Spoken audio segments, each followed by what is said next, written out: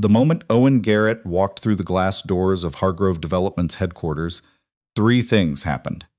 The receptionist looked at his work boots, and her smile died.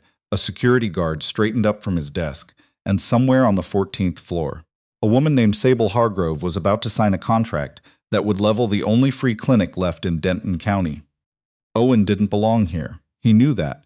His hand said it, knuckles scarred from 20 years of engines, a grease line under his thumbnail that soap couldn't fully reach. His jacket was clean, but it was a barn jacket, the kind with a corduroy collar that had gone flat, and it had a small tear near the left pocket from where it caught on a hitch last February. He'd meant to patch it. He never had. His daughter Emma was beside him, 8 years old, red sneakers with a Velcro strap, because she still sometimes mixed up left and right when tying laces, and her hair in a braid she'd done herself that morning, slightly crooked. She was holding his hand with both of hers, the way she did when she was nervous, but didn't want to say so. "Daddy," she whispered as they crossed the lobby. "It's cold in here." "I know, sweetheart. Why is it so cold?" "They want you to feel like they're serious." Emma considered this. "Are they serious?" Owen looked at the woman behind the reception desk, who was now watching them the way people watched something they weren't sure was going to cause a problem. He looked at the security guard, who had his hands loose at his sides, the practiced readiness of someone who'd done this before. "Yeah," Owen said. "They are. So are we." What the people in that lobby didn't know, what Sable Hargrove 14 floors above them didn't know, was that the man in the barn jacket with the grease under his thumbnail had spent the last 4 nights going through 30-year-old municipal records. And what he'd found there could stop everything. Owen approached the reception desk. "The woman's name tag," said Kristen. Her smile had been replaced with something neutral and careful. "Can I help you?" "I need to see Sable Hargrove." "Do you have an appointment?" "No, Ems. Hargrove doesn't take walk-ins. If you'd like, I can give you the number for her assistant's office, and you can schedule." "It's about the Millfield closing. She's signing today." Something shifted in Kristen's face, just barely, a tightening at the corners of her mouth. "The Millfield transaction is a private matter. I'm not able to. I have documents she needs to see before she signs anything." Owen kept his voice level. He decided on the drive over that he would stay calm no matter what. Emma was watching him. Emma was always watching him. "It involves the land title. There's a prior covenant on the Millfield parcel that was never cleared from the county record. Sir, I'm not the right person to evaluate." "I know you're not. That's why I need Ms. Hargrove." Kristen picked up the phone. She pressed a button and spoke low, her eyes not quite meeting Owen's. A security guard materialized from a door to the left, the way they always seemed to materialize, as if they lived behind walls and only stepped out when summoned. He was big, not unkindly built, with the face of someone who'd made peace with being large in a world that sometimes needed large. "Sir," he said, "I'm going to need you to step outside." Emma pressed closer to Owen's leg. "I just need 5 minutes with Miss Hargrove." "Ems, Hargrove is unavailable. The closing is in 20 minutes. Whatever she signs today, sir." The guard's voice didn't go hard, but it stopped being soft. "Let's make this easy. You can leave on your own, or I can help you leave. Either way, you're leaving."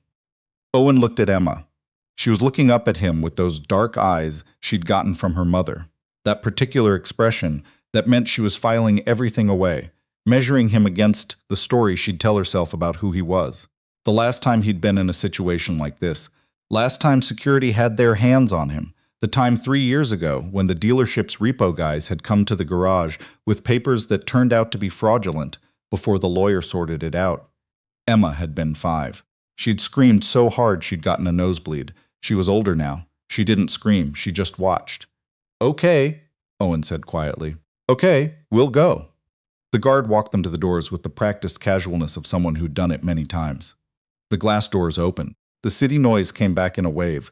Traffic, someone's music from a passing car, a food cart vendor calling out. Emma's hand found his again.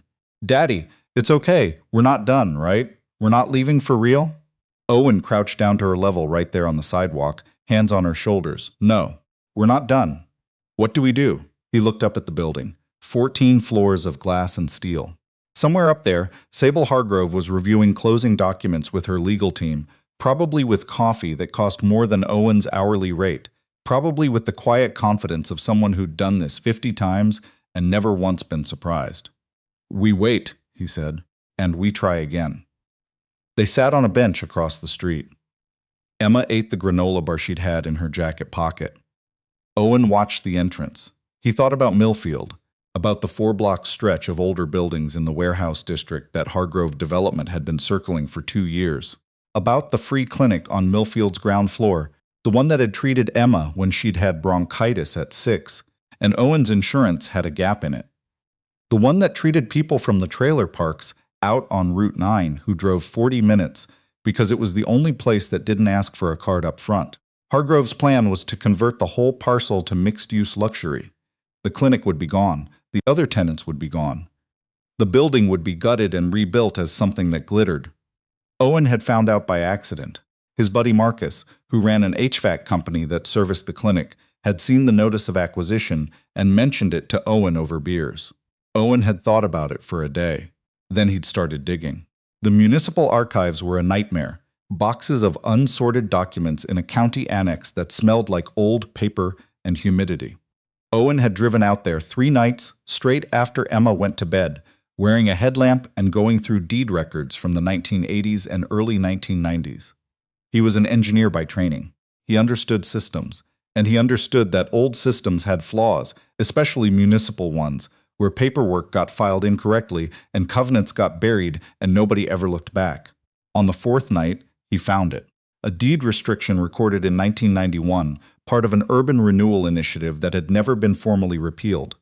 It specified that the Millfield parcel, the exact parcel Hargrove was purchasing, had to maintain a community health service on site as a condition of ownership. Permanently, any owner, any subsequent transaction. It had been there for 30 years. It had been there when Hargrove's lawyers did their title search, which meant either they'd missed it or they'd decided no one would notice. Owen had photographs of the document. He had also made certified copies with the county clerk's stamp. The certified copies were in the envelope he was carrying. The question was whether he'd get to show them to the right person before it was too late. His phone buzzed. He looked at it.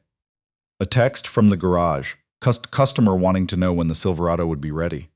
He typed back, Thursday. That wasn't true. It would probably be Tuesday, but he needed the buffer. His head wasn't on the Silverado right now. Emma had finished her granola bar and was watching pigeons. "There are a lot of them," she said. "Yeah.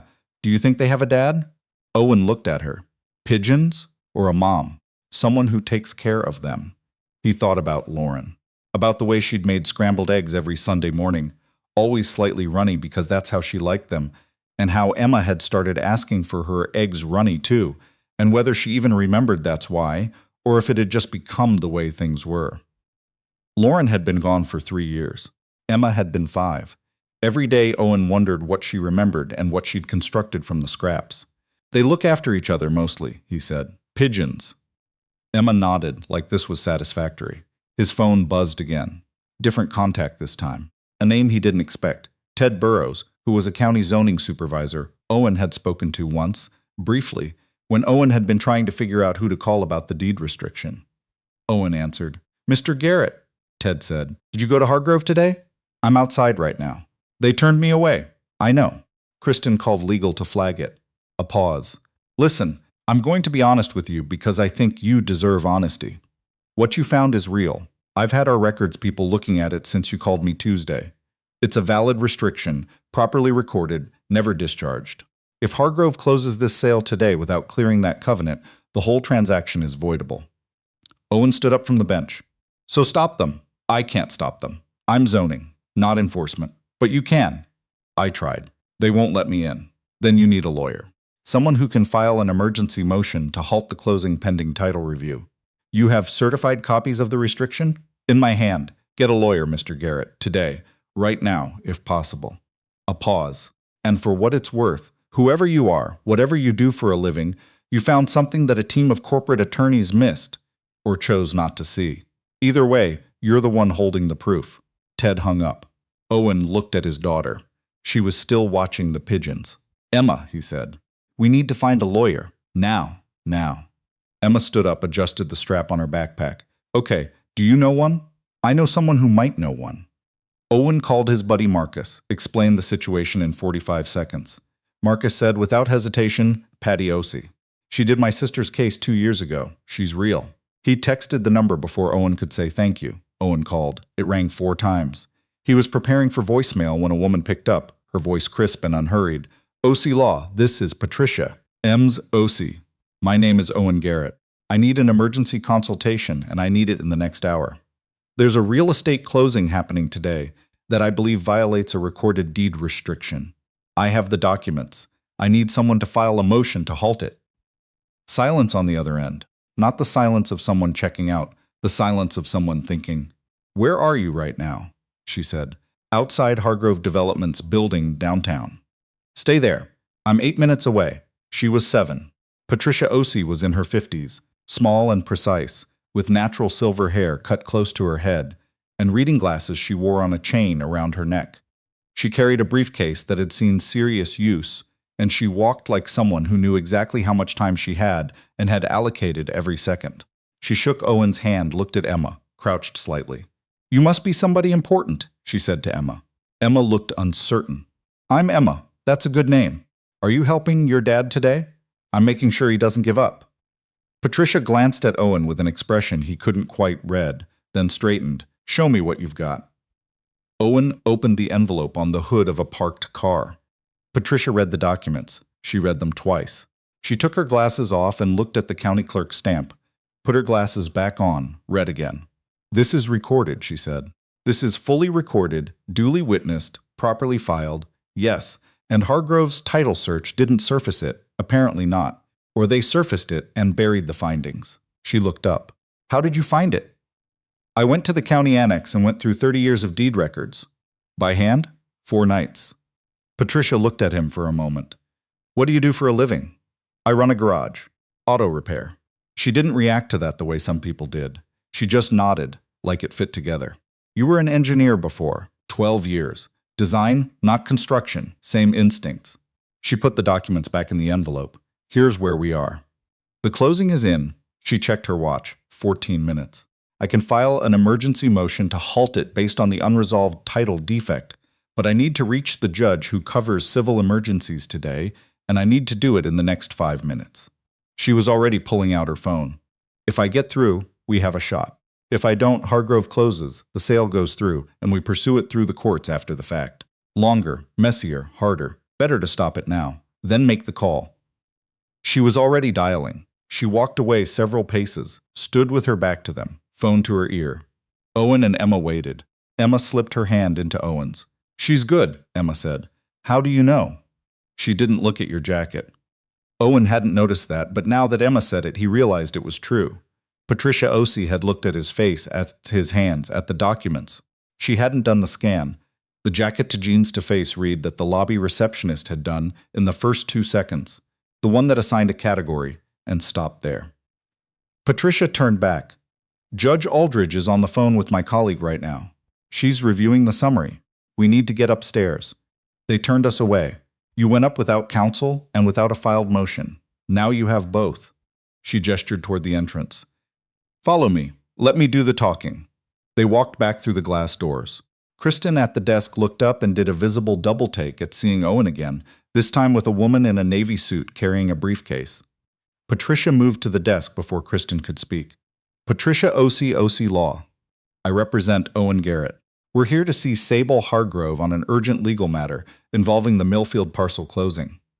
She placed a business card and a 1-page document summary on the desk simultaneously.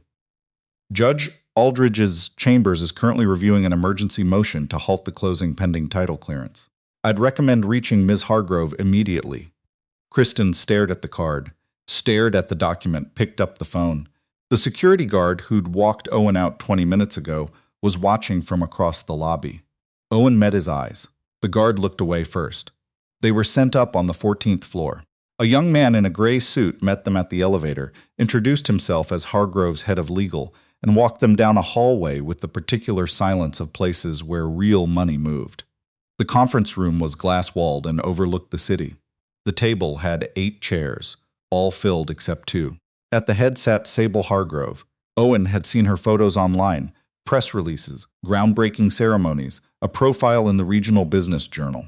In person, she was taller than the photo suggested, mid-40s, dark suit, dark hair pulled back with one of those clips that looked simple but probably cost more than Owen wanted to think about. She had the kind of focused stillness that came from decades of not wasting energy. She looked at Owen when they entered. The same scan, not as obvious as Kristen's, better controlled, but it happened. Barn jacket, work hands. Then she looked at Patricia. "Miss Ossie," Sable said. Her voice was even. "It's been a few years. Ems Hargrove." Patricia set her briefcase on the table. "I'm sorry to interrupt your closing."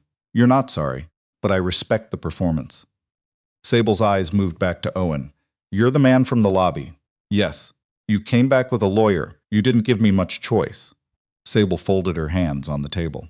Around her, the legal team was watching. 2 people on her side, the buyer's representative, 2 others Owen couldn't place. "What do you have?" Sable asked. Patricia opened her briefcase, placed the certified copies on the table. A deed restriction recorded August 1991 against the Millfield parcel. Covenant runs with the land. Requires maintenance of a community health service as a condition of ownership.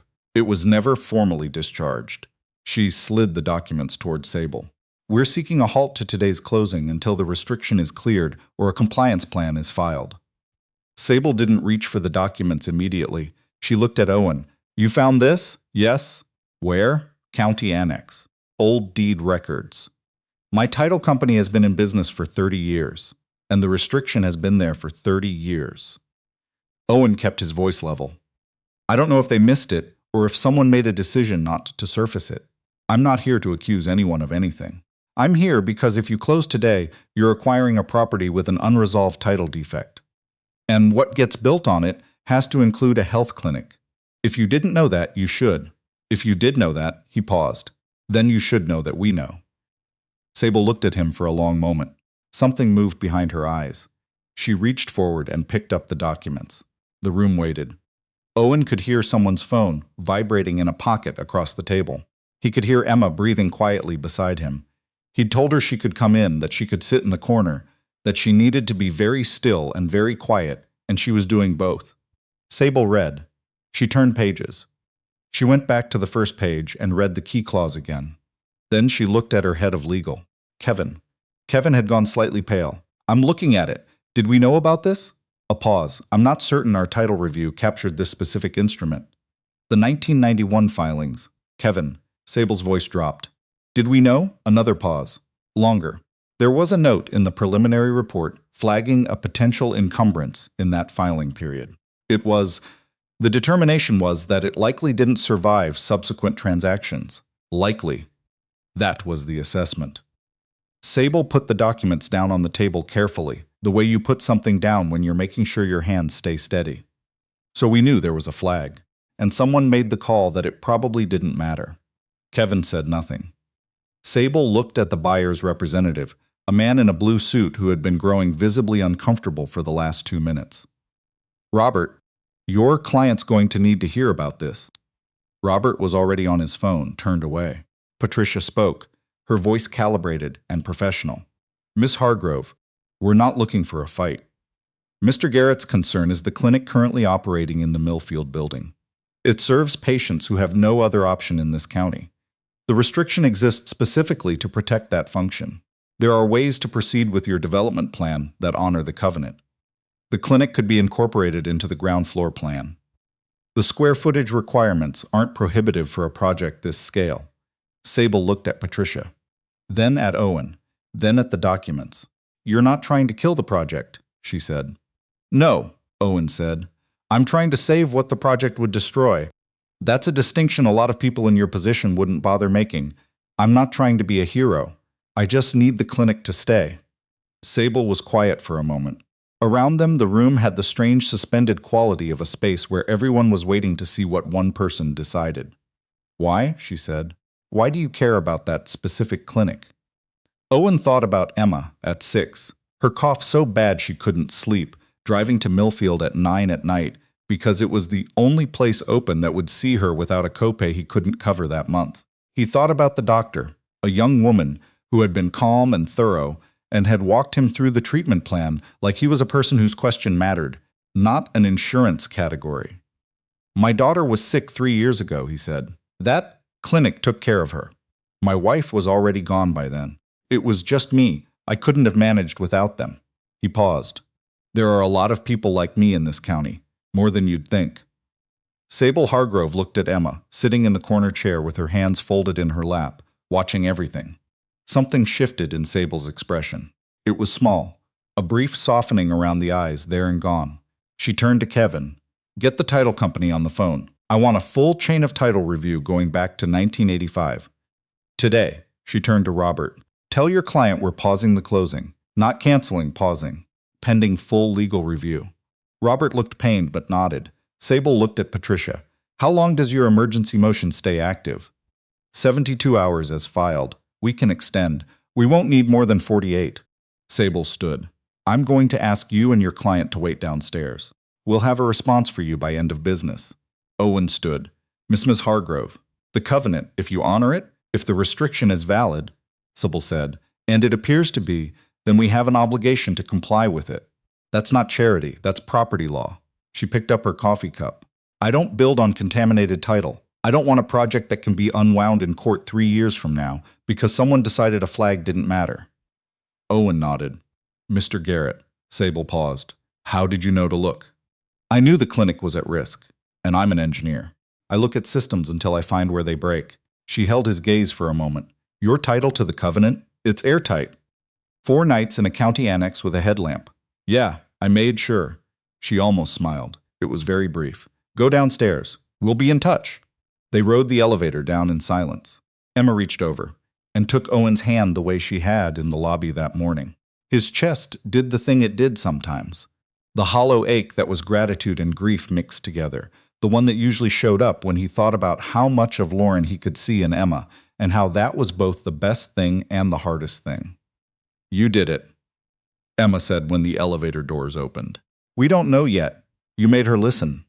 Patricia walked beside them. She was already inclined to listen. She just needed a reason she could defend to her board. She glanced at Owen. The restriction itself is the reason. What you gave her is the ability to say the project was proceeding in good faith until a third party surfaced previously unknown title information. That protects her. Good, Owen said. She should be protected. She didn't create the problem. Patricia looked at him sideways. Most people in your position want the other side to suffer. Most people in my position didn't spend 4 nights in an archive because they wanted revenge. I wanted the clinic. They waited in the lobby. Emma sat beside Owen on a bench near the windows. Kristen at the reception desk kept glancing over and then looking away. The security guard was gone. Emma rested her head on Owen's shoulder. Dad, she said quietly. Yeah, what happens if they say no? Then Ms. O.C. files the full motion, and we go to court. And the clinic? The emergency motion keeps everything frozen until the court decides. The clinic stays open while we fight. Emma was quiet for a moment. Did Mom ever do anything like this? Owen thought about Lauren. About the time she'd spent 6 months writing letters to the school board about accessibility ramps.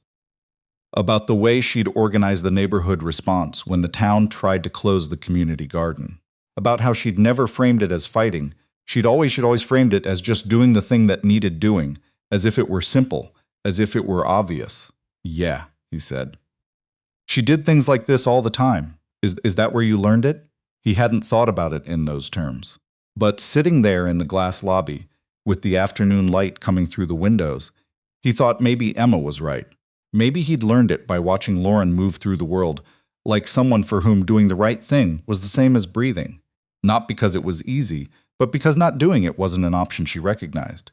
Maybe, he said. Yeah, maybe that's where I learned it. Emma nodded. She seemed satisfied with this. Kevin, the head of legal, appeared at the elevator 40 minutes later. He crossed the lobby and stopped in front of Owen and Patricia with the expression of someone delivering news he hadn't fully processed yet. Messrs. Hargrove would like you to come back upstairs, he said. The conference room had thinned. The buyer's representative was gone. The other legal people were gone. Only Sable Hargrove remained, standing at the window, looking out at the city. She turned when they entered. The title company confirmed it, she said. The restriction is valid. The flag in the preliminary report was misread. Someone confused it with a similar instrument that had been discharged. It wasn't the same instrument. Her jaw was set. The mill field closing is suspended indefinitely pending redesign of the development plan. Patricia said, and the clinic? Stays open. Stays in the building. The redesign will incorporate the required health service space on the ground floor. We're going to bring in an architect Monday to look at the plans. Sable paused. We're also opening discussions with the current clinic operators about a long-term lease at a rate that reflects the covenant obligation rather than market rate. Owen said, That's fair. It's the law, Sable said again. Then something shifted in her voice. Not much, but enough. It's also the right thing. She looked at Owen directly. I want to ask you something. Go ahead. Why didn't you try to profit from this? You had leverage. Real leverage. You could have gone to a developer who competes with me and sold them this information. You could have asked for a payment to make this go away. You could have filed the motion and let the courts run it for a year and cost me significantly more than a redesign. She studied him. You walked in here the first time with your daughter and a sealed envelope and asked for 5 minutes. Why? Owen thought about it. Because the clinic isn't a bargaining chip, he said finally. It's a place where sick people get help. The minute I start using it like leverage, it stops being about the people and starts being about me. He looked at his hands. The scarred knuckles, the grease line that never quite came clean. I'm just a guy with a garage. I'm not trying to be a player in whatever game you all are playing. I just needed the clinic to be okay. Sable was quiet for a long moment. I'm going to make this right, she said. It didn't sound like a PR statement. It sounded like something she was deciding in real time, in front of him. The development will be better for having the clinic in it. These projects always work better when they have community infrastructure built in. I forgot that somewhere. She paused. Or maybe I just stopped making time to remember. Patricia packed up her briefcase. We'll be in touch about the formal covenant compliance plan. Sable nodded. She looked at Emma, who had been standing beside Owen the whole time, silent, watching. You must be Emma, Sable said. Emma looked at her with those measuring eyes. Yes, ma'am. Your dad is very stubborn. Emma considered this. He doesn't give up. That's different from stubborn. Sable almost smiled again. This time it lasted a little longer. You're right. It is different. She crouched slightly. Thank you for coming with him today. Emma said, I was making sure he didn't give up. He didn't. I know. But it helps to have someone there anyway. Owen's throat went tight. He looked at the window, at the city outside, at the afternoon light going gold at the edges. He thought about Lauren and how she would have handled this room. With the same directness Emma showed, probably, the same uncomplicated certainty about what mattered. They rode down in the elevator.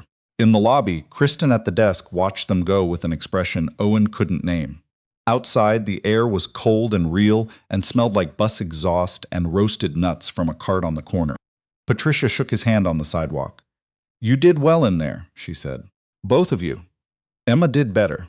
Emma's 8. She gets extra credit. Patricia tucked her briefcase under her arm. The formal compliance process will take a few weeks. I'll handle it. You'll hear from me. She looked at him steadily. You knew what you were doing when you walked in there today. You might not feel like it, but you did. Owen nodded. He didn't trust himself to say much right then. Patricia walked to her car. Owen and Emma stood on the sidewalk.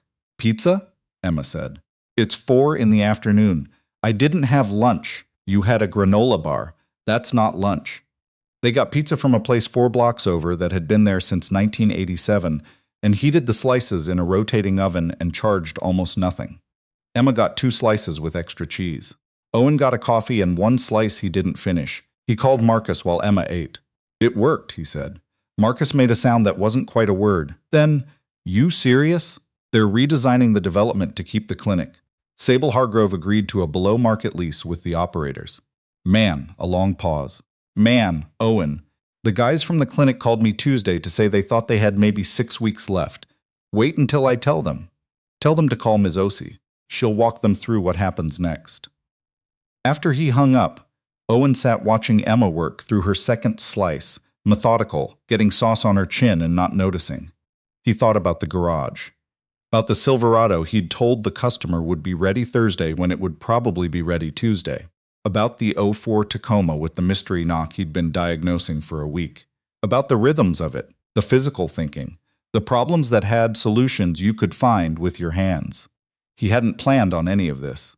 He'd found out about the clinic by accident, gone digging, because he was the kind of person who went digging, and ended up in a glass office 14 floors up, talking to a woman who could buy his garage and his building and his whole street without noticing the expense. And the clinic was going to be okay.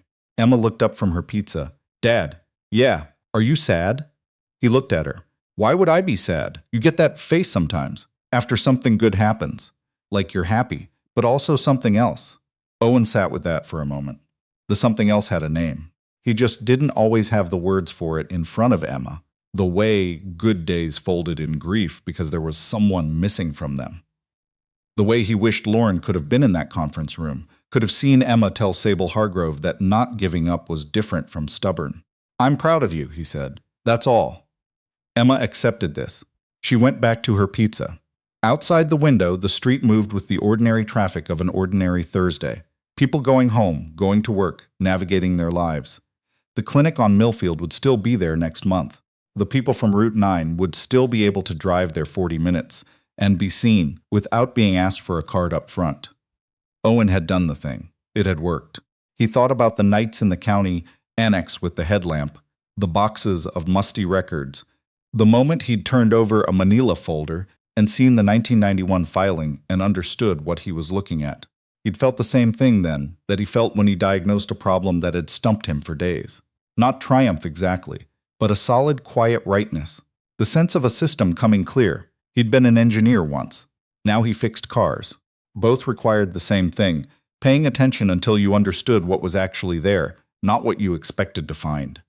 He'd paid attention, and the clinic was going to be okay. Emma finished her pizza and announced she was ready to go home. Owen paid.